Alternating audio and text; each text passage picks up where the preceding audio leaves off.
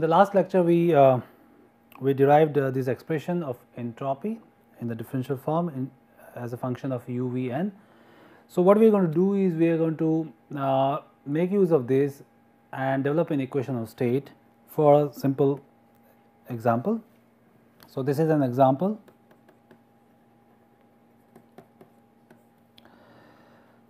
So, for a pure fluid, the fundamental equation is given as S is equal to A u v divided by n and B n cube u n v. Okay.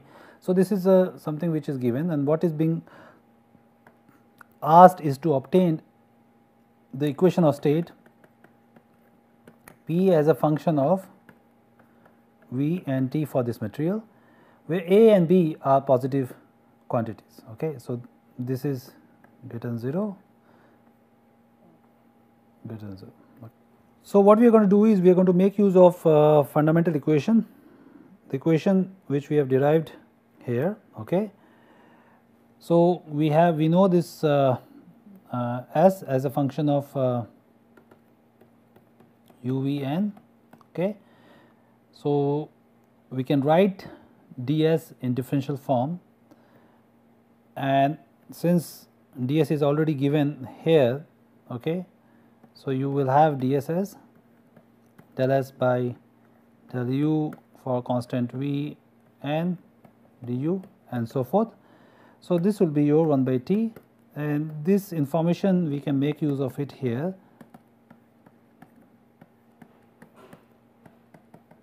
Okay.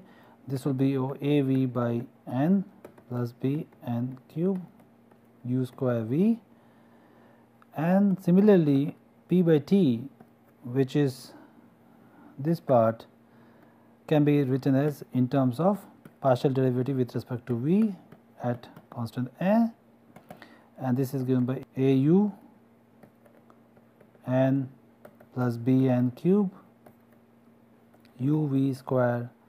Okay. So, now with this equation you can take the ratio of this p by t divided by 1 by t, which is nothing but p, and this can be now written as a u by n plus b n cube by u v square, and this is a v by n plus b n cube u square v. This, after rearranging, you should be able to get u by v. Okay. So, in other words, u is nothing but p v. Okay. You can plug in here this information on the right hand side. We get p by t as a p v by n plus b n cube p v cube. Okay. So, we can write in terms of molar property. Okay. So, if we consider molar property as v by n, okay, this would be b p v by n cube. Okay. So, sometimes it is also written as v underscore bar. Okay. And in that case you can write p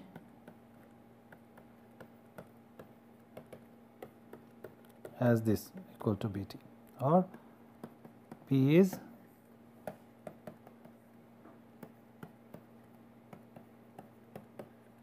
okay. So, this is your basically the equation of state based on the fundamental equation which is given to us. Okay. So, now we move on to a multivariate calculus. Multivariate calculus is nothing but a mathematical tools for deriving relationship between thermodynamic derivatives. So, what we are going to consider is let us say x, y, z and w as a kind of a variable. Okay. So, this is the variable which we are going to consider as well behaved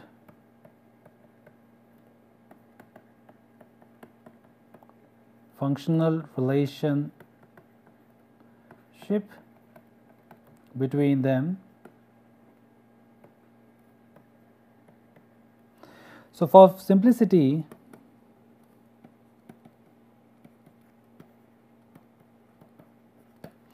and without loss of generality, we will assume that among the 4 there are 2 independent variables. Okay. Any 2 of them can serve independent variables. Then the following general mathematical relations can be used often in manipulating derivation of the functions, okay, which are commonly used in thermodynamic in classical thermodynamics. So, the mathematical relations we are going to make use of it often are the inversion relation, which is nothing but del x by del y z is 1 by del y by del x z. Now, note that this is the partial derivative, or this is x equal to y z is being differentiated, whereas in this case y is equal to as a function of x z is being differentiated. Okay. Now, in addition to inversion, we will be often using commutation.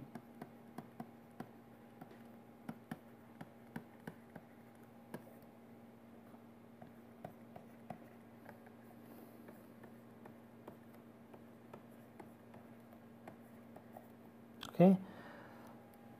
And this can be written as del z, del square z, del x and del y. Okay.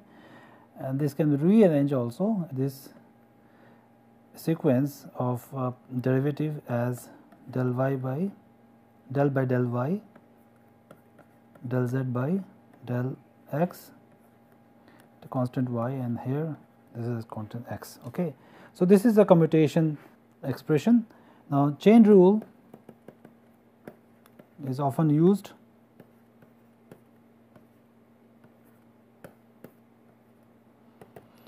So, del x by del y at constant z can be written as del x by del w at constant z and del w by del y at constant z.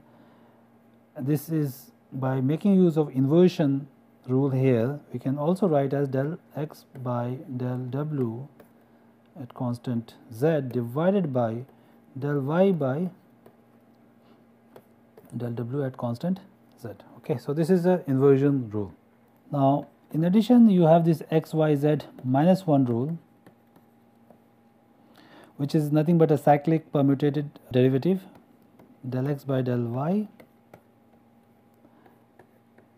by del z x. So, what we are doing is basically nothing but x y z, here it is y z x, and that means del z by del x at constant y, this is nothing but minus 1. Okay. So, these are the 3 important mathematical relations which we are going to often use it.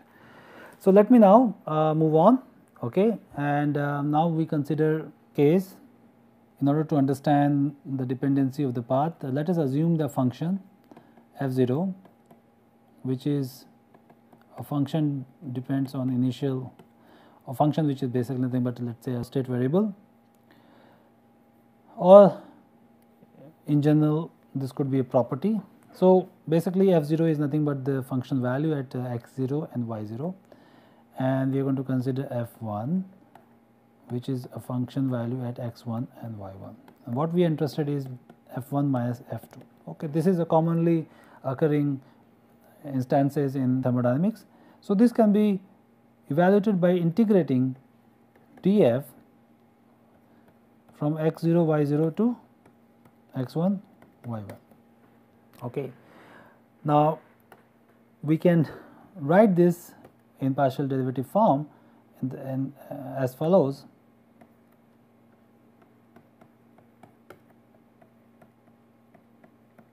Okay.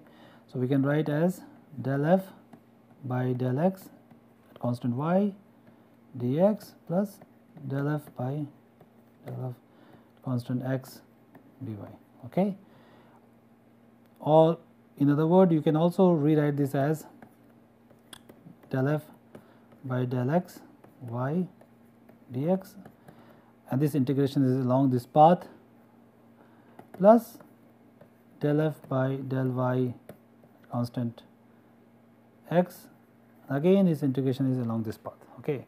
That means sum of these two integral is independent of the path, because f depends on the initial and the final information. So, that is you are taking the difference of the functions at different point on your phase space, and thus left hand side is just depends on the initial and the final values, whereas the right hand side individual components does depend on the path, but when you add it up it has become independent of the path.